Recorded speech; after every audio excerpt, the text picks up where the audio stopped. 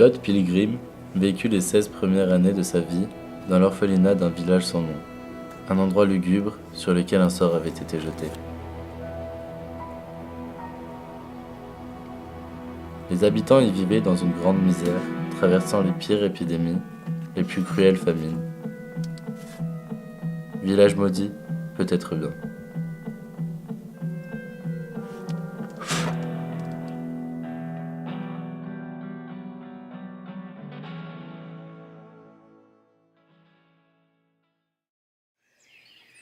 Piotr Pilgrim, lui, comptait bien passer entre les gouttes et échapper à son malheur. Comme ses auteurs préférés, il rêvait de devenir quelqu'un, de laisser une trace. Cette année-là, au premier jour de Ténébrium, le destin allait changer le cours de sa vie.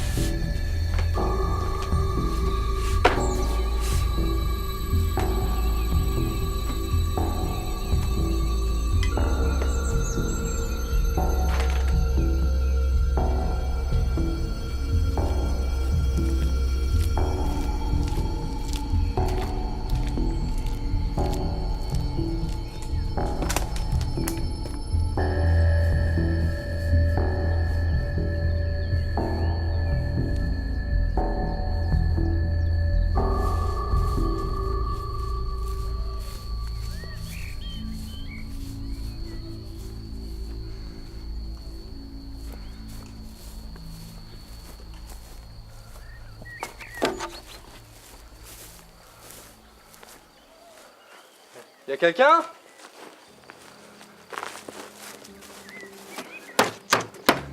Oh!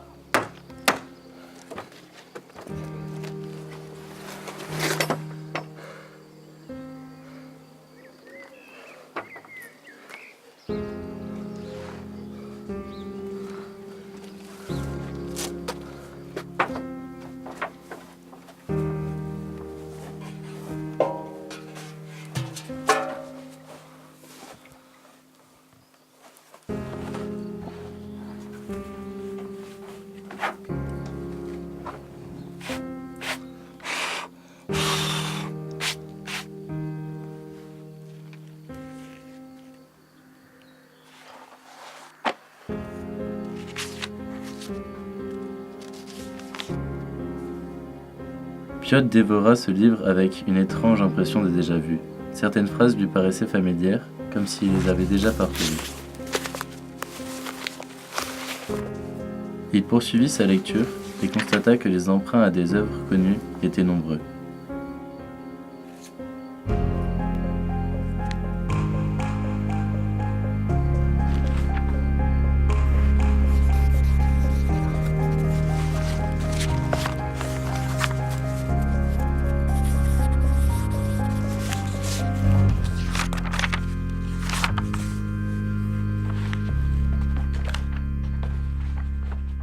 Le livre n'était que ça, une suite de chapitres volés chez d'autres, chez les auteurs les plus respectés de ce pays.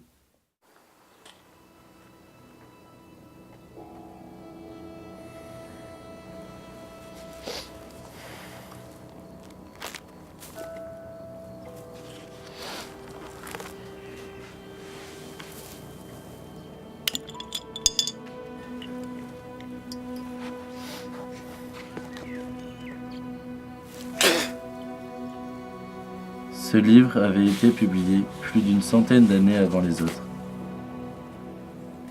Tous ces fameux écrivains s'étaient servis de ce texte pour écrire leur histoire. Piotr remarqua qu'une seule phrase n'avait jamais été utilisée. On retrouve à Hans, pauvre diable, bête hideuse, errant dans l'enfer des forêts sans lune. On retrouve à Hans, pauvre diable, bête hideuse, errant dans l'enfer des forêts sans lune. Piotr récita cette phrase inlassablement.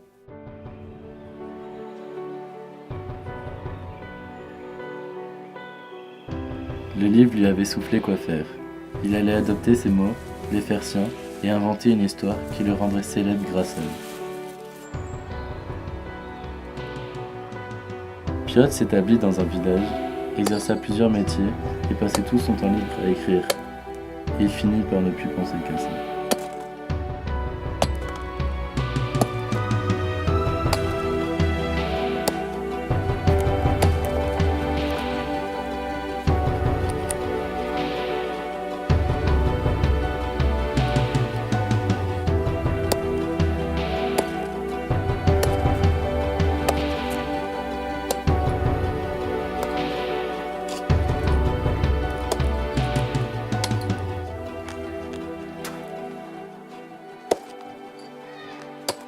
Il écrit pendant 4 ans dans un état de fébrilité intense, ce livre pour lequel il fut impossible de trouver un titre.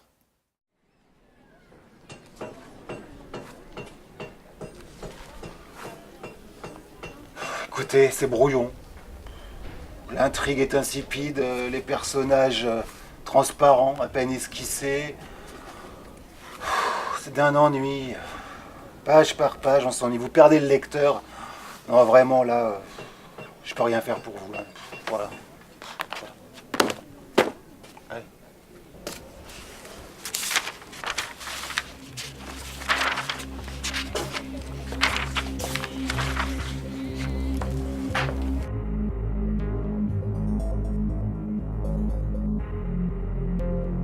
Hélas, il n'eut pas le succès qu'il avait espéré.